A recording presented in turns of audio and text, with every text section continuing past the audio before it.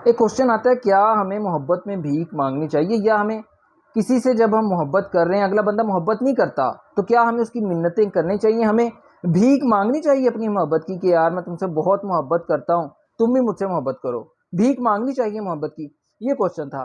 तो इस बारे में खलील जिब्रान लिखते हैं कि हमें कभी मोहब्बत में भीख नहीं मांगनी चाहिए, क्योंकि भीख में मिली हुई मोहब्बत भीख में मिली हुई रोटी से ज़्यादा बुरी होती है। ये खलील जिब्रान लिखते हैं।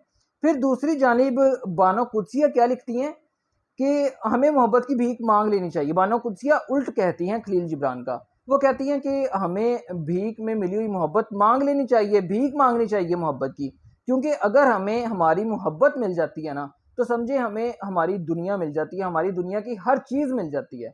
आप इस बारे में क्या कहते हैं कि हमें भीख मांगनी चाहिए या नहीं? क्योंकि मैं जितनी भी ये चीज़ें नोट कर रहा हूँ ना, कोई इंसान कहता है कि मांगनी चाहिए, क्योंकि इस